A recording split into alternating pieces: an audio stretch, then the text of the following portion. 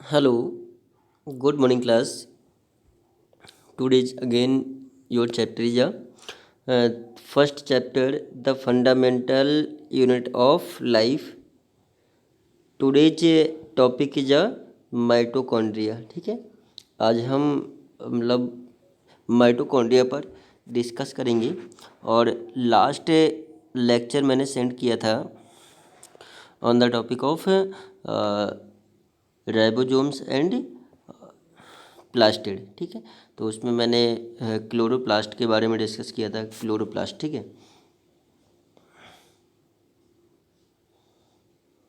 Chloroplast chloroplast के structure बताए थे, क्लोरोप्लास्ट का फंक्शन बताया था। ठीक है, और इसकी प्रॉपर्टीज़ क्या होती हैं क्लोरोप्लास्ट। तो these are presents only plant cell. मैंने यहाँ पर एक किस में प्रेजेंट्स होता है, ओनली प्लांट सेल में प्रेजेंट्स होता है। और these are responsible for the photosynthesis process and preparation of the food. तो ये किसके लिए रिस्पॉन्सिबल होता है, ये प्लांट को ग्रीन करने के लिए रिस्पॉन्सिबल होता है। एक तो इसमें क्लोरोफिल पिगमेंट होता है, और प्लांट्स के क्लोरोफिल पिगमेंट की हेल्प से प्लांट कैसे हो जाते हैं, ग्रीन हो जाते हैं। और ऑल्सो ये क्या करता है, preparation of the food by there photosynthesis process. तो फोटोसिंथेसिस प्रोसेस क्या होती है, इसमें मैंने आपको बताया था कि नेक्स्ट लेक्चर में फोटोसिंथेसिस प्रोसेस के बारे में बताएंगे। सिंथेसिस, फोटोसिंथेसिस मतलब प्रिपरेशन ऑफ द फूड या प्रिपेयर ऑफ फूड का प्रिपरेशन होना, फूड का बनना क्या कहलाता है, फोटोसिंथेसिस प्रोसेस के थ्रू फूड बनता है। ठीक है, तो फूड क्या हुआ यहाँ पर हम समझा रहे हैं फूड। तो आप जानते हैं जो प्लांट से फूड मिलता है, food basically obtain from the plant से, किससे मिलता है, प्लांट से मिलता है।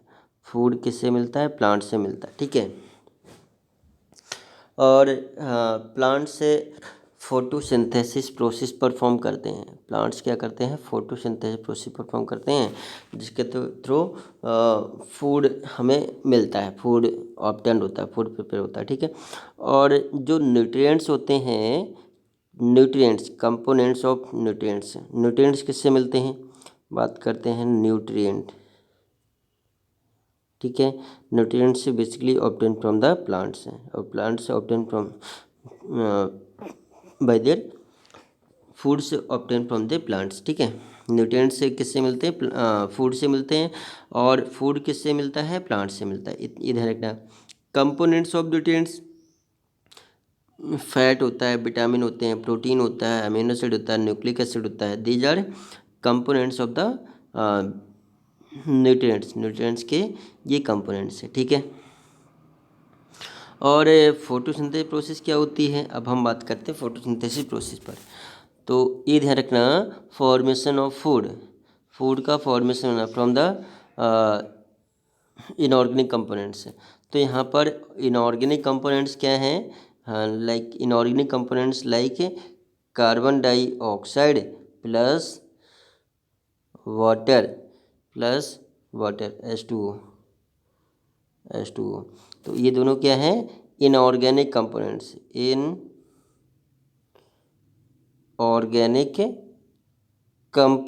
हैं, दीज आर इनऑर्गेनिक कंपोनेंट्स। ठीक है, inorganic components like carbon dioxide, ये सभी को मालूम चाहिए। कार्बन डाइऑक्साइड क्या होता है, ये एक inorganic component, these are gas. और ये क्या है, ये वाटर है। ठीक है, carbon dioxide and water.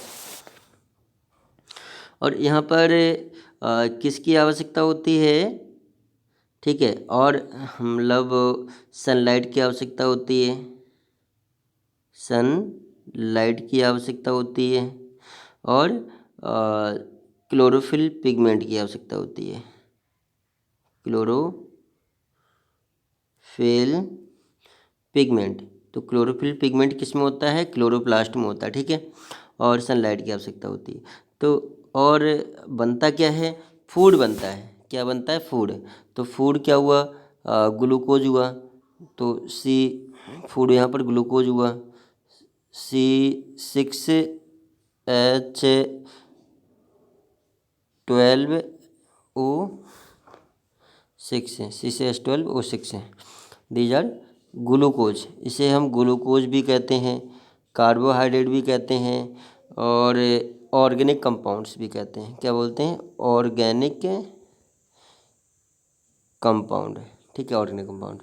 Also release the oxygen gas, और हमें इसमें फोटोसिंथेसिस प्रोसेस में क्या मिलती है? ऑक्सीजन गैस भी मिलती है, ठीक है।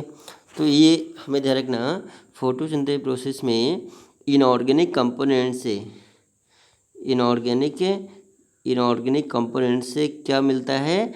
ऑर्गेनिक कंपोनेंट्स का फॉर्मेशन होता है। इनऑर्गेनिक फूड से ऑर्गेनिक फूड मिलता है। तो ऑर्गेनिक फूड क्या है? Organic food is a formation of food का बनना क्या कहलाता है? फोटोसिंथेसिस प्रोसेस कहलाती है। और किससे बनता है? इनऑर्गेनिक कंपोनेंट से बनता है। तो carbon dioxide and water is inorganic components in the presence of sunlight के प्रेजेंस में, एंड ऑल्सो क्लोरोफिल के प्रेजेंस में टू प्रिपेयर फूड। क्या प्रिपेयर होता है? ये क्या हुआ? फूड हुआ, ऑर्गेनिक फूड हुआ, एंड ऑल्सो रिलीज ऑक्सीजन, ठीक है। तो दीज आर मतलब photosynthesis process. What is a photosynthesis process? क्या लिखेंगे? मतलब the inorganic component like carbon dioxide and water and to form organic components like glucose. Inorganic components are react to form organic component like glucose and also release oxygen O2, ठीक है, oxygen gas in the presence of sunlight and chlorophyll and sunlight के presence में food का preparation होना क्या कहलाता है? Photosynthesis process कहलाती है। तो फोटोसिंथेसिस प्रोसेस में मैंने आपको बताया था, फोटोसिंथेसिस प्रोसेस में मतलब बेसिकली 4 कंपोनेंट की आवश्यकता होती है। तो यहाँ पर आपने देखा होगा फोटोसिंथेसिस प्रोसेस में कितने कंपोनेंट की आवश्यकता होती है? 4 कंपोनेंट्स। एक तो मतलब मान लो कार्बन डाइऑक्साइड, ठीक है, कार्बन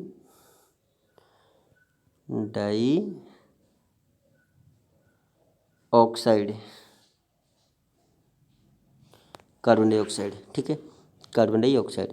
और इसका बेसिक फार्मूला मैंने अभी क्या बताया? CO2, कार्बन डाइऑक्साइड होता है। दूसरा क्या? वाटर, और वाटर का फार्मूला क्या होता है? H2O, वाटर का फार्मूला हुआ। और क्या होता है? सनलाइट की बहुत ही आवश्यकता होती है। और क्या होता है? मतलब क्लोरोफिल पिगमेंट।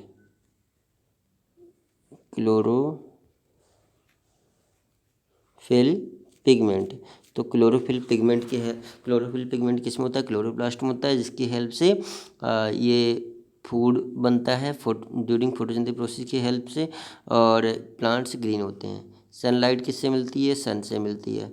वाटर भी आवश्यक है और कार्बन डाइऑक्साइड भी आवश्यक है, ठीक है। ये 4 कंपोनेंट्स अवेलेबल होने चाहिए ड्यूरिंग फोटोसिंथेसिस प्रोसेस के समय। अगर इनमें से कोई भी एक कंपोनेंट अब्सेंस होगा तो फोटोसिंथेसिस प्रोसेस नहीं होगा। तो ये हमने लास्ट लेक्चर में जो क्लोरोप्लास्ट के बारे में बताया था। क्लोरोप्लास्ट क्या बनाता है? फूड प्रिपेयर करता है, और फूड के फॉर्मेशन को क्या बोलते हैं? Preparation of the food. Photosynthesis process के थ्रू फूड का फॉर्मेशन होता है, ठीक है। तो these are process of photosynthesis process. तो मतलब the formation of food from the inorganic component like carbon dioxide and water in the presence of sunlight and chlorophyll।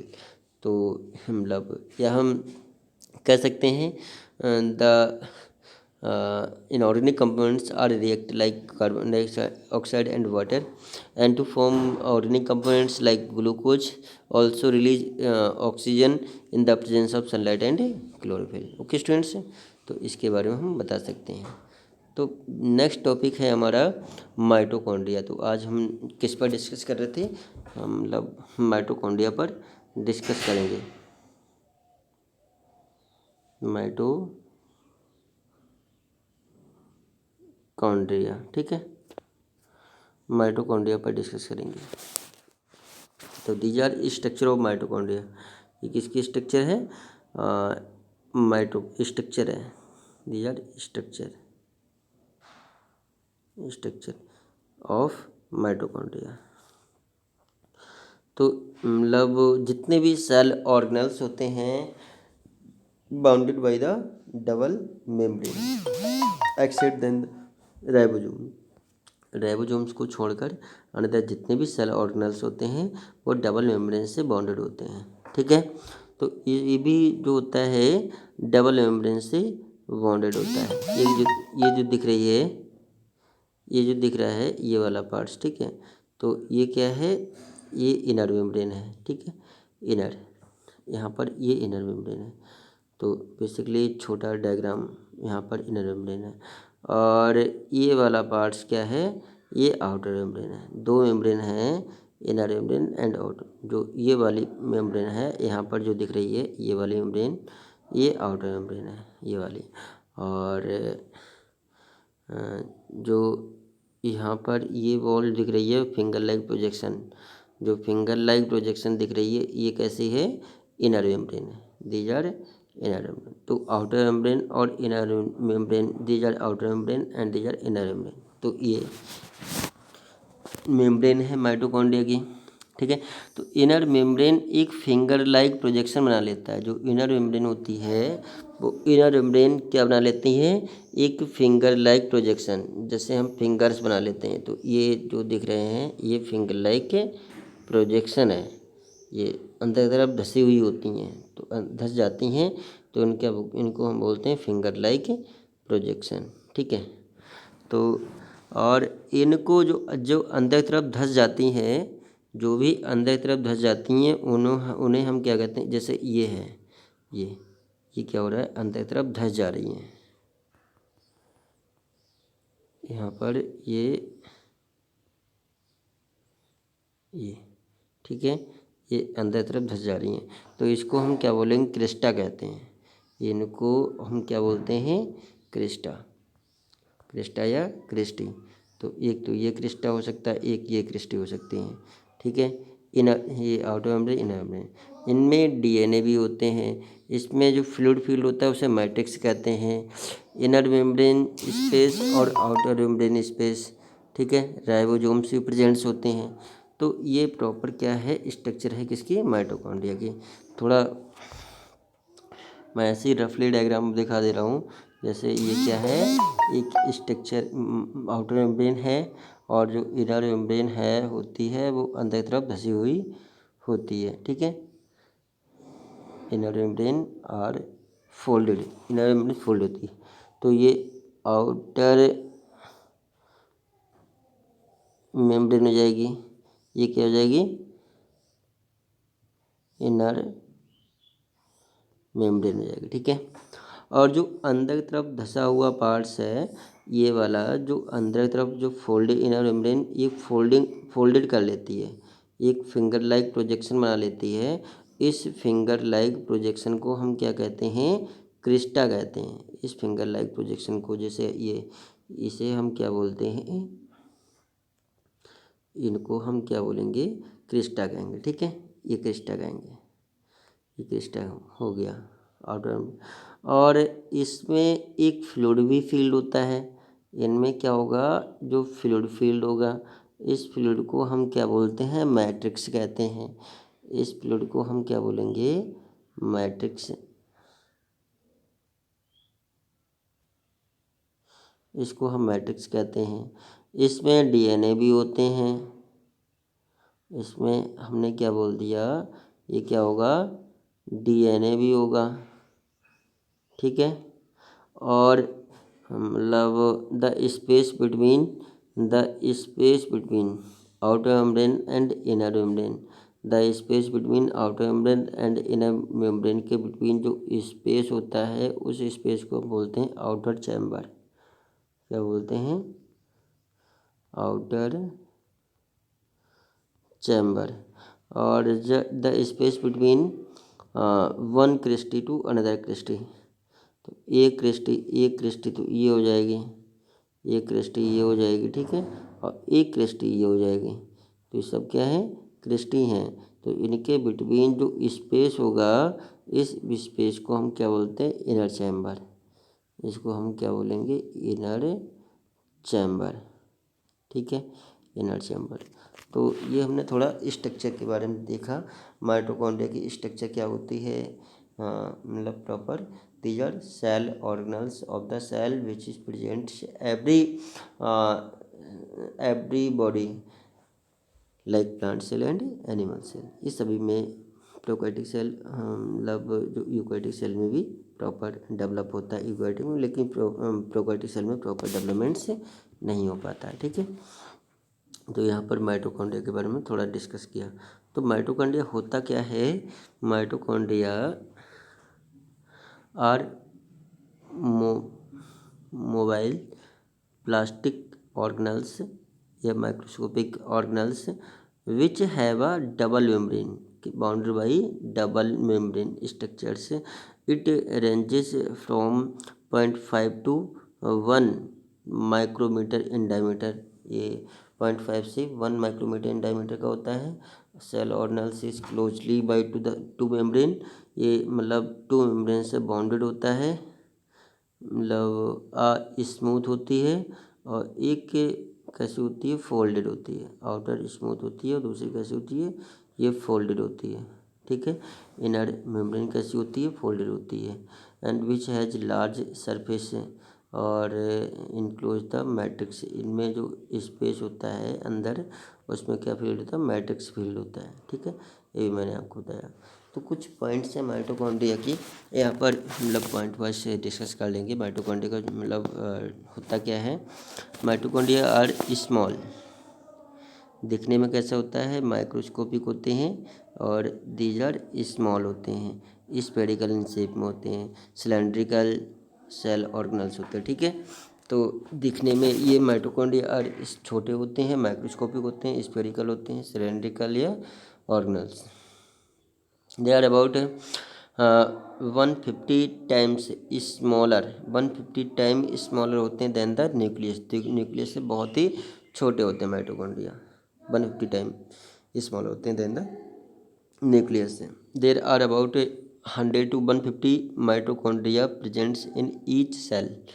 एक सेल में कितने माइटोकॉन्ड्रिया होते हैं, 100 से 150 माइटोकॉन्ड्रिया प्रेजेंट्स होते हैं एवरी सेल में। ठीक है, तो red blood cell do not have mitochondria. जो रेड ब्लड सेल होते हैं, रेड ब्लड सेल होते हैं, उनमें माइटोकॉन्ड्रिया प्रेजेंट्स नहीं होते हैं।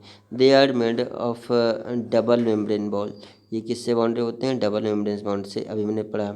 Inner membrane is folded, inner membrane folded होती है, फिंगर लाइक प्रोजेक्शन बनाती है, उसको हम क्या बोलते हैं, क्रेस्टा कहते हैं। ये भी आपको मालूम, अभी समझाया। दे मतलब area inside of the Crysta is called matrix. मतलब क्रिस्टा के अंदर जो फील्ड होता है, वो फ्लूइड लाइक स्ट्रक्चर जो फील्ड होता है, उसे क्या बोलते हैं, मैट्रिक्स जो कहते हैं। और मैट्रिक्स जो होता है, ये the Kreb cycle take place in matrix. जो क्रेब साइकिल स्टार्ट होती है, वो कंप्लीट होती है मैट्रिक्स में, कंप्लीट होती है। और मैट्रिक्स से बना होता है, मतलब ऑर्गेनिक कंपाउंड से मैट्रिक्स बना होता है। They are responsible for the cellular respiration. They are responsible for the cellular respiration, a process through which cell drives its energy to do work. Hence they are also known as power house of the cell. ये जो significance है mitochondria का, ठीक है, मतलब ये function है। These are power house of the cell. Mitochondria क्या है, एक पावर हाउस है, किसका, सेल का। तो ये प्रॉपर स्ट्रक्चर है माइटोकॉन्ड्रिया का, जो मैंने आपको समझाया। ठीक है, ओके स्टूडेंट्स, तो माइटोकॉन्ड्रिया के बारे में आज हमने डिस्कस किया, और ऐसी टाइप से मतलब सेल, डिफरेंट सेल ऑर्गेनल्स के बारे में डिस्कस करेंगे। ठीक है, तो मैंने मतलब प्लाज्मा मेम्ब्रेन क्या होती है, सेल मेम्ब्रेन, सेल वॉल के बारे में डिस्कस किया। ठीक है, राइबोसोम से प्लास्टिड के बारे में डिस्कस किया, माइटोकॉन्ड्रिया के बारे में डिस्कस करेंगे। ओके स्टूडेंट, कर लिया। ठीक है, नेक्स्ट लेक्चर में हम डिस्कस करते हैं न्यूक्लियस या फिर फूड वैक्यूल्स के बारे में। Okay, thanks students.